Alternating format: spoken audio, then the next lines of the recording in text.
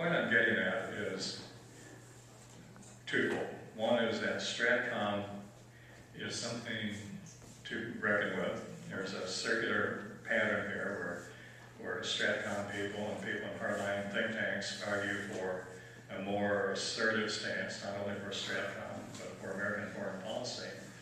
And then there's the idea that America can do anything it wants to. That somehow the United States is an exceptional nation, and it's exceptional in the sense that it's, I hate to say it this way, but we're the new chosen people. But that idea goes back to the earliest days of the North American continent when the Europeans began to come over. You'll remember the city on a hill, as Ronald Reagan used to describe America as the shining city on a hill. And that goes back to something John Winthrop, the governor of the colony of Massachusetts, said in 1630. He was a very pious man, and his greatest sermon was the City on a Hill sermon. And he talked about how the United States had been chosen by God to lead to a rebirth in the world. The United States would, by its right and virtuous actions, become a city on the hill. The eyes of the world would be upon it. That's a pretty exceptional idea, to think that you've been chosen by God to lead to the regeneration of the world. But it became the American idea. We talk about the founding fathers, who were exceptionally small. Whether it's George Washington or Thomas Jefferson or Ben Franklin, they believed that somehow the United States had a providential mission to show the world how to live. Now, I'm an exceptionalist too. I believe this is the greatest country in the world. I'm very proud of this country. And when it comes to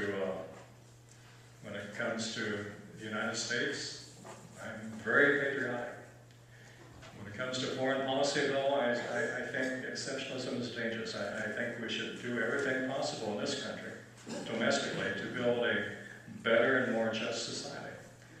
But in foreign policy, we cannot run the world.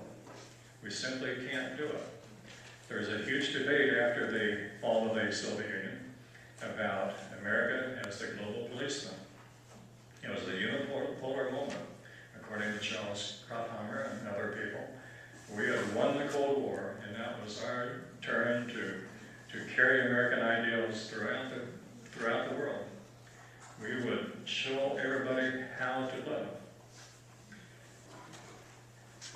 Now, I don't know about you, but if some other major power said, one with overwhelming military force, by the way, huge military system, if they said, we're going to show you how to live, I think I would react to that. The problem is, Americans, most of them, truly believe that we are exceptional. They want us to have the ability to do anything we want to. And that includes in space.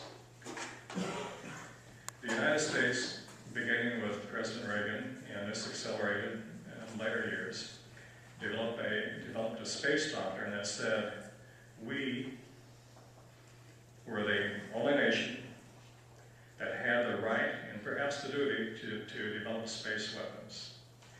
We spoke of it as control of space. We should develop a means to control space.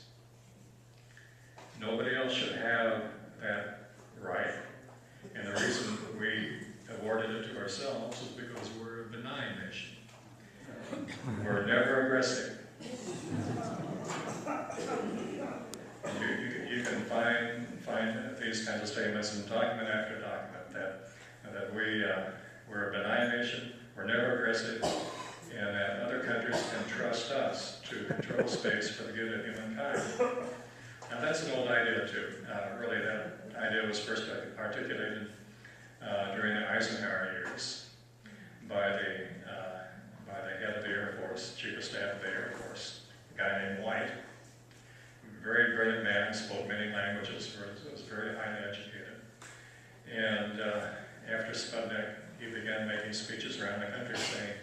we, alone among nations, had the right to control space for the good of humankind. He didn't say humankind back then. Everybody said mankind. But he was very systematic about that. President Eisenhower, who I came to admire greatly in writing my book, would have none of that talk. He believed the Cold War was way too dangerous, and he believed that extending the Cold War into space would be a very, very bad idea. We were already on a nuclear hair trigger, both countries, and to go into space and try to control space would just be dumb.